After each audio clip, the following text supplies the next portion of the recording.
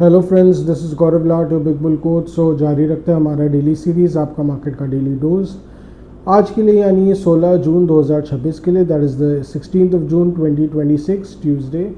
सो देखिए बेसिकली आज क्या हुआ, आज बाज़ार जो है वो ज़्यादातर कंसोलिडेट किया, पर फिर भी जो निफ्टी की बात करें तो वो निफ्टी जो है वो 135 पॉइंट्स चढ़कर 23,989 पर बंद हुआ। That is it was up 135 points, closing at 23,989।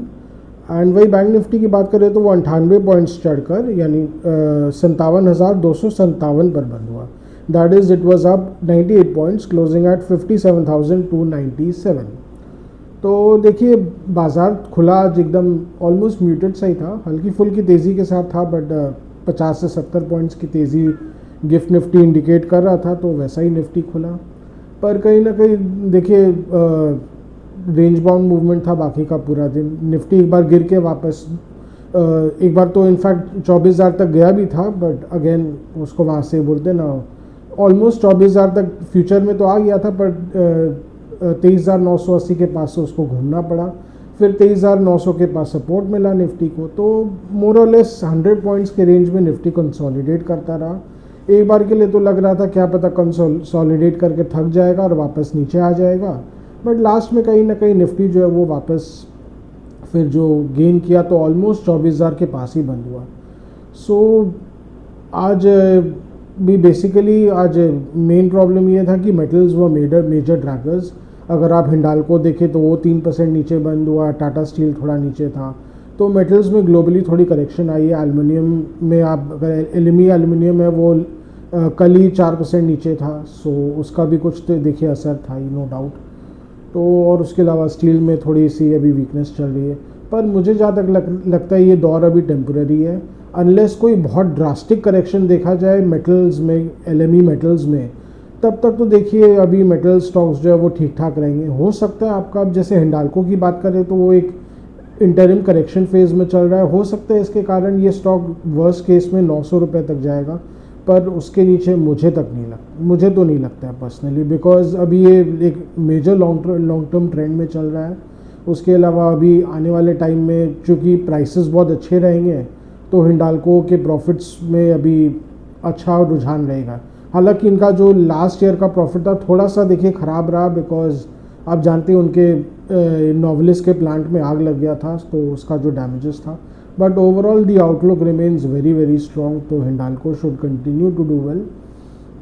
But और उसके अलावा ओवरऑल देखिए मेटल्स अच्छा करते रहेंगे एज इट इज़ ग्लोबली। अब 2 वॉर जूझ चुका है दुनिया, तो एक यूक्रेन वॉर तो देखिए अभी भी ख़त्म होने का नाम ही नहीं ले रहा है। उसके अलावा ईरान वॉर में इतना डिस्ट्रक्शन हुआ है, उसके लिए देखिए अमेरिका जो है वो 300 अरब डॉलर की भरपाई तो करेगा। तो basically that is for the infrastructure renewal. इतना मैसिव स्केल में इंफ्रास्ट्रक्चर डैमेज हुआ ईरान का, तो उसी की भरपाई के लिए अमेरिका पैसा देगा या दिलवाएगा। मोस्ट लाइकली ये लोन के तौर पे ही होगा। हालांकि ये जो है इसके अमेरिका की हार मानी जा रही है, पर देखिए ये एक सामने से लगेगा कि अमेरिका ने हार मान लिया, ईरान को 300 अरब डॉलर की भरपाई करेगा, पर देखिए सब कुछ जो दिखता है वैसा होता नहीं है। अंदर ही अंदर अमेरिका भी बहुत चालू है, जैसे पाकिस्तान को और ऐसे कई देश हैं जिनको अपने डेट ट्रैप में फंसा लेता है। कहीं ईरान को भी ऐसा ही स्कीम ना हो, मैंने कल भी ये बताया था। सो बेसिकली उसके कारण क्या होगा, जो मेटल्स का डिमांड बहुत तगड़ा रहेगा, उसके कारण स्टील का डिमांड अच्छा रहेगा आने वाले टाइम में। अभी धीरे धीरे अब जैसे ग्लोबल शिपिंग इंडस्ट्री में देखिए चाइना का मोनोपोली हो गया था ऑलमोस्ट, अब वो वापस मोनोपोली को तोड़ा जा रहा है, तो उसके कारण भी कहीं ना कहीं एक नए स्केल से कैपेसिटी बनाया जा रहा है ग्लोबली। तो देखिए स्टील स्टॉक्स भी अच्छा करते रहेंगे। और उसके अलावा चाइना तो कैपेसिटी कट कर ही रहा है, बिकॉज हमें चाइना के स्टील को कोई एब्जॉर्ब नहीं करना मांग रहा है, तो क्या करेगा। सो यही बात है, चाइना भी धीरे धीरे थोड़ा सा कैपेसिटी कट कर रहा है, तो ये सब के कारण ओवरऑल देखिए तेज़ रहेंगे जो मेटल काउंटर्स है।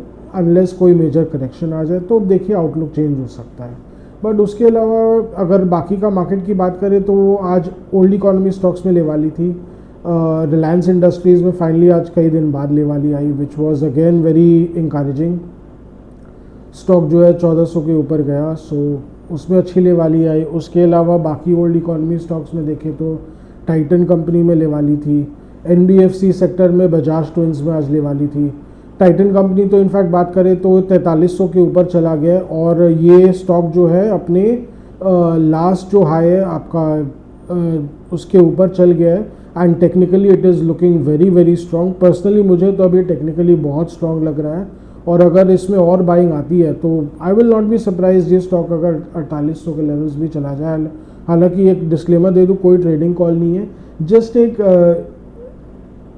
एक स्टॉक रिलेटेड एक जनरल एक व्यू लिया जा रहा है गिवन द मोमेंटम चल रहा है। हो सकता है जाए ना भी जाए, बट अगर आप एक long term investment point of view से देखें तो बेसिकली ये कहना है कि इनका जो फंडामेंटल्स ही इतना स्ट्रांग है कि जब मार्केट सही हो जाता है तो फिर ये सब स्टॉक्स तो एकदम से भागने लगते हैं, बिकॉज इनमें सेलर्स ही नहीं रहते हैं ना, तो सेलर्स ही भाग जाते हैं ये सब स्टॉक्स के, तो फिर इनके जो भाव है वो भागने लगते हैं, तो वही बात है। तो ये सब स्टॉक्स हो सकता है अभी आगे और अच्छा करते रहेंगे और आगे अच्छा करेंगे तो निफ्टी को भी पुश मिलेगा। सो यही सब चीज़ें हैं, तो ये सब स्टॉक्स अभी और हो सकता है अच्छा करेंगे। उसके अलावा बाकी जैसे बजाज ट्विंस मैंने बताया उनके कारण थोड़ा बाजार ऊपर था। HUL में अच्छी गर्मी आई है, फाइनली ये स्टॉक तो अब 2200 के ऊपर चला गया है, तो एक बार के लिए लग रहा था ये स्टॉक जो है 2000 रुपये के नीचे चला जाएगा जिस तरह प्रेशर बन रहा था, पर फाइनल इनफैक्ट 2050 से लेके 2070 के आसपास में इस स्टॉक को बहुत आई वुड से बहुत अग्रेसिवली डिफेंड किया गया। डेफिनेटली DIs ने ही डिफेंड किया है बिकॉज उनके ही इतना ज़बरदस्त एक्सपोजर हो गया इस स्टॉक में, जिसके कारण ये स्टॉक अभी और बढ़ रहा है, तो 2200 के ऊपर चल गया and I will not be surprised अगर ये स्टॉक वापस 2280 के आसपास आ जाए। हालांकि अगेन 2300 के पास आते आते ये स्टॉक का तो जिसको बोलते हैं ना इसका पेट्रोल ही ख़त्म होने लगता है, ये मेजर एक कंजेशन जोन बन जाता है वहाँ पे, सो तब का तब देखा जाएगा, पर अभी है। तो ये सब स्टॉक्स जो अभी अच्छा करते रहेंगे, तो इनफैक्ट इनके कारण ही बाज़ार थोड़ा चढ़ा हुआ था। उसके अलावा आज IT सेक्टर में सरप्राइजिंग गेन्स देखा गया विच इज़ इंकरेजिंग। देखिए IT सेक्टर काफ़ी पिटा हुआ है, पर अभी हो सकता है ओवरऑल बुलिश सिनेरियो तो IT स्टॉक्स भी थोड़ा मज़ा ले रहे हैं, बट अगेन जिसको बोलते हैं ना इनका अपसाइड थोड़ा लिमिटेड ही लगता है। यहाँ से हो सकता है 5 से 10% के बीच और बढ़ जाए, बट अगेन ज़्यादा बढ़ते के साथ आप जानते ही है FIs तो बेचने आ ही जाते हैं। यही प्रॉब्लम है IT सेक्टर के साथ, इनका जो लॉन्ग टर्म आउटलुक अभी भी बहुत ख़राब है ओवरऑल। सो यही सब चीज़ें बाज़ार जो है अभी अच्छा करते रहेगा, पर प्रॉब्लम ये है कि इंस्टीट्यूशनल फ्लोज जो अब स्लो हो गए हैं, ये थोड़ा सा बाज़ार के लिए खटकने वाला चीज़। अगर आप आज देखें तो DIs व नेट सेलर्स, FIs व वेरी मार्जिनल बायर्स, तो बेसिकली FIs तो मार्केट को डक कर रहे हैं कि भैया जो है एक बार वेट एंड वॉच करो, बेचना भी नहीं है पर लेना भी नहीं है, बिकॉज मार्केट तो भाग चुका है, वैल्यूएशंस उनके मन मुताबिक नहीं है, तो कहाँ से लेंगे, वही बात है। सिलेक्टिवली हो सकता है आने वाले दिनों में कुछ मिड कैप्स ले लें, कुछ स्मॉल कैप्स ले लें। मिड कैप्स भी देखें तो देखिए इट इज़ हाईली कंजेस्टेड ना, ज़्यादातर अगर आप मिड कैप 100 के स्टॉक्स लें तो जो अच्छे स्टॉक्स हैं उनमें तो ऑलरेडी FIs का एक्सपोजर है ही, तो वहाँ पे तो ज़्यादा लेने का कोई स्कोप ही नहीं है। अगर लेंगे तो वो small caps and micro caps में ही FIs लेंगे, तो इसका मेन मार्केट में देखिए कोई बहुत असर नहीं पड़ेगा। मेन मार्केट में आई वोंट बी सरप्राइज, वो थोड़ा थोड़ा बेचते ही रहेंगे, बट जैसा कि लग रहा है अब चूँकि FI सेलिंग धीरे धीरे एक बार थम गया है, तो कई सारे स्टॉक्स जिनमें FI सेलिंग का बहुत प्रेशर था, जैसे कि मैं बता दूं ITC लिमिटेड जैसा स्टॉक था जिसमें FIs बहुत अग्रेसिवली सेल कर रहे थे, अदानी ग्रुप के स्टॉक्स में FIs थोड़ा सेल कर रहे थे, वहाँ पे अगर बंद हो जाते तो उनको फ़ायदा होगा।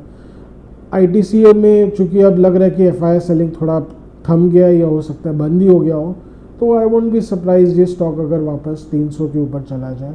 बट एक डिस्क्लेमर, स्टैंडर्ड डिस्क्लेमर दे दूँ, देखिए मेरे फैमिली पोर्टफोलियो में मेरे तो मुझे बताना चाहिए, देखिए but it is just an investment. Again मैं ये सब चीज़ में कोई मैं पर्सनली कोई ट्रेड करता नहीं हूँ।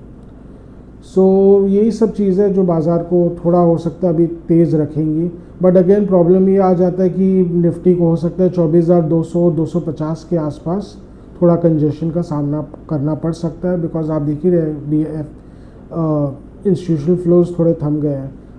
कल भी हो सकता है तेज़ी खुलेगा बिकॉज अभी US मार्केट्स तेज़ी है। हालांकि US टेक स्टॉक्स में तो थोड़ी सेलिंग आई है, नैस्डैक लगभग 400 पॉइंट्स नीचे, US टेक 100, पर उसका बहुत ज़्यादा असर नहीं पड़ेगा इंडियन मार्केट्स पे। डाउ जोन्स तो माशाल्लाह 500 पॉइंट्स ऊपर है ही, तो क्या बोलना है, तो ठीक है, वो तो it's part of the game.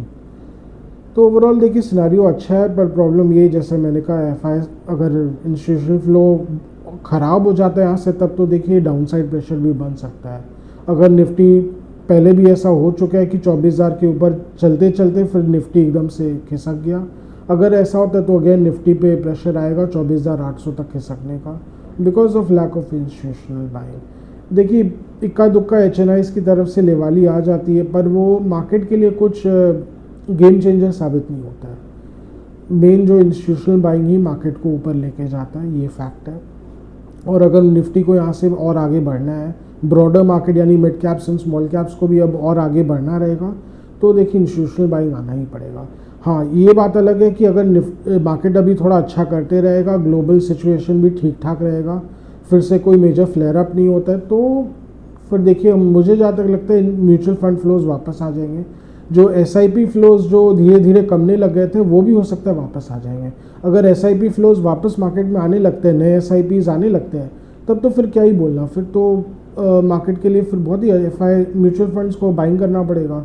तो देखिए ऑटोमेटिकली फिर निफ्टी को मुझे जहाँ तक लगता है 25,000 तक जाने का जो रास्ता है वो खुल जाएगा, और फिर जाना ही चाहिए डेफिनेटली। तो यही सब मार्केट के जो ट्रिगर्स हैं, लेट्स सी कुछ और ट्रिगर्स निकल के सामने आते हैं कि नहीं।